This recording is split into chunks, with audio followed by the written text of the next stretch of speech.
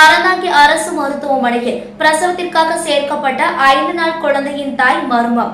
இதனால் அரசு மருத்துவமனையில் பரபரப்பு ஏற்பட்டது. புதுக்கோட்டை மாவட்டம் ஏம்பல் அருகே மதகம் திராம்பிடங்கி கிராமத்தை சேர்ந்தவர் வடிவேல். இவருக்கு கடந்த 15 ஆண்டுகளுக்கு முன்பு ஆவணத்தான் கோட்டை அருகே உள்ள மாளிகை பூஞ்சை கிராமத்தை சேர்ந்த காளியம்மாள் என்பவருடன் திருமணமாகி 14 வயதில் ஒரு ஆண் குழந்தை உள்ளது.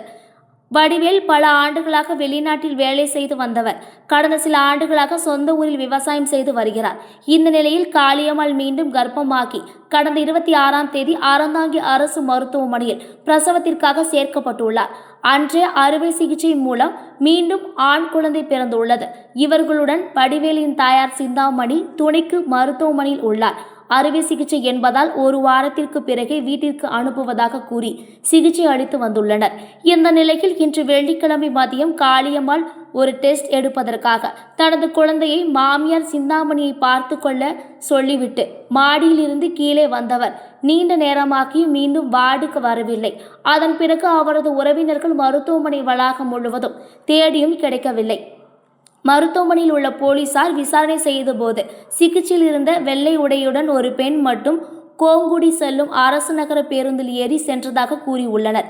இந்த தகவலை அடுத்து அவரது உறவினர்கள் கோங்குடி வரை தேடியும் கண்டுபிடிக்க முடியவில்லை. நள்ளிரவு வரை அவரது உறவினர்கள் எங்கு தேடியும் காளியம்மாளை கண்டுபிடிக்க முடியாததால் மருத்துவமனை வளாகம் பரபரப்பாக காணப்பட்டது. மேலும் உறவினர்களும் போலீசாரும் தேடி வருகின்றனர். இதனால் அரசு மருத்துவமனையில் நள்ளிரவை தாண்டியும் பரபரப்பு ஏற்பட்டது. மேலும் அப்பெண்ணின் உறவினர்கள் மருத்துவ பணியாளர்களிடம் வாக்குவாதத்தில் ஈடுபட்டதால் பரபரப்பு ஏற்பட்டது.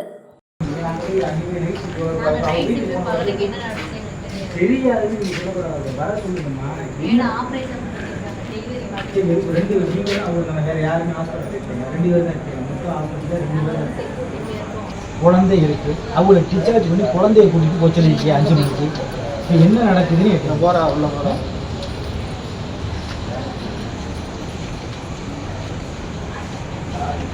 கேட்ட